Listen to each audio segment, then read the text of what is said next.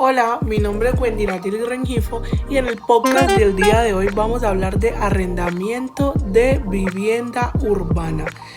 Lo primero que tenemos para decir es que el arrendamiento de vivienda urbana es un contrato bilateral mediante el cual el arrendador, es decir, el propietario, concede el uso de una vivienda y el arrendatario paga un canon a cambio.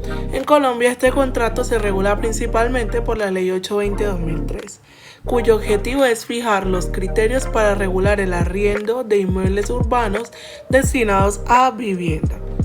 Según el artículo 2 de esta ley, ambas partes se obligan recíprocamente, es decir, que una concede el goce de la vivienda y la otra paga un precio determinado.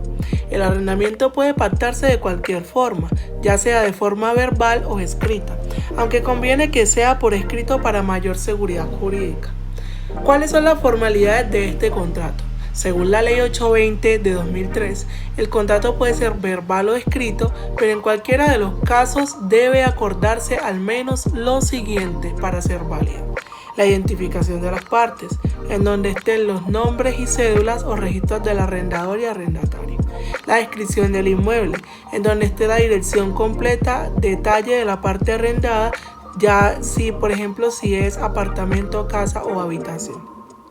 El canon de arrendamiento y forma de pago también debe estar incluido, en donde se especifique monto, moneda, fecha y forma, ya si sea mensual, trimestral, semestral o como decidan pactarlo a plazos. La duración del contrato, el término pactado tiene que estar en meses o años. La responsabilidad de servicios públicos, en donde nos referimos a quién paga esos servicios, el agua, la luz, el gas y las despensas y cualquier otro uso adicional. Estos son elementos esenciales que facilitan la claridad del contrato, aunque la ley permite contratos verbales. Los acuerdos escritos protegen mejor los derechos de ambas partes. Ahora vamos a hablar de derechos y obligaciones. La Ley 820 especifica obligaciones tanto del arrendador como del arrendatario.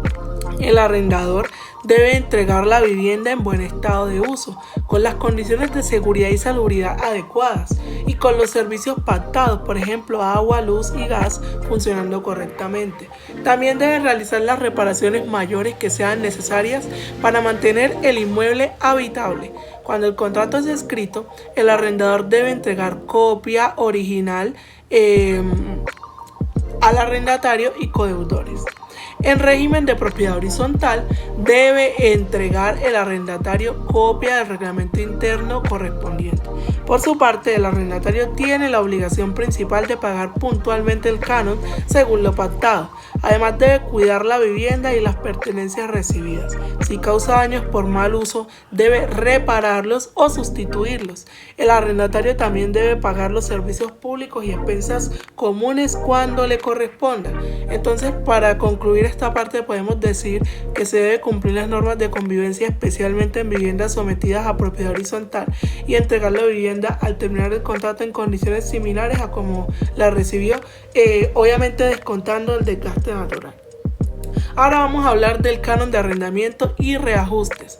La renta mensual es acordada libremente, pero la Ley 820 impone límites. En particular, el canon no puede exceder el 1% del valor comercial del inmueble arrendado. Por ejemplo, si una vivienda vale 200 millones de pesos, la renta mensual máxima sería de 2 millones de pesos, equivalente al 1%. Además, la ley autoriza pactar el canon en moneda extranjera también, pagando en pesos al cambio acordado. En cuanto al reajuste, cada 12 meses de contrato con el mismo precio, el arrendador puede incrementarlo hasta en un 100% del incremento anual del índice de precios al consumidor, es decir, inflación del año anterior. Esto significa que si la inflación fue del 5%, el canon se puede subir hasta un 5%, si fue de un 10% hasta un 10%, etc. Sin embargo, este nuevo canon no puede superar el límite del 1% del valor comercial previsto antes. El arrendador que decida aplicar el reajuste debe notificar por escrito al arrendatario por correo o medio acordado el monto y fecha de ajuste, o de lo contrario el incremento no será válido. Ahora, vamos a hablar de terminación y renovación del contrato. La ley señala las causales específicas para terminar unilateralmente el contrato.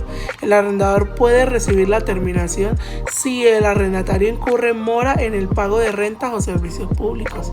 También puede terminar si el arrendatario subarrienda total o parcialmente sin permiso, realiza mejoras o modificaciones no autorizadas o destina la vivienda a actividades ilícitas. Además, la ley 820 incorpora un procedimiento judicial expedito. El arrendador puede recuperar el inmueble en pocos meses cuando hay un incumplimiento grave. Por otro lado, el arrendatario puede dar por terminado el contrato si el arrendador incumple obligaciones esenciales.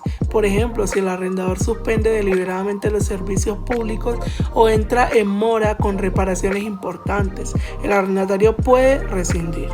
Si ninguna parte da aviso escrito antes de la fecha de terminación pactada, el contrato se renueva automáticamente por un término igual al inicial.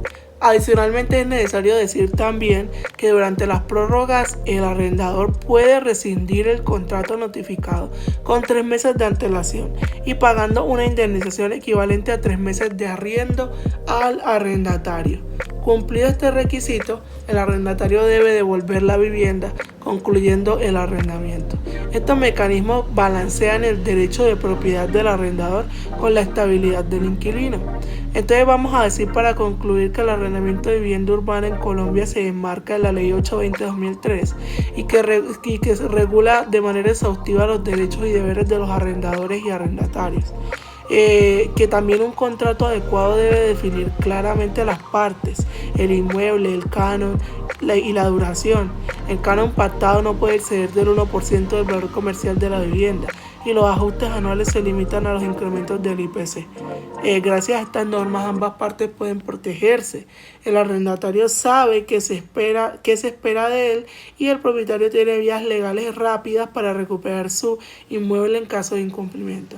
Eso es todo, muchas gracias. Espero que hayas aprendido y déjame comentarios aquí abajito en la cajita de comentarios.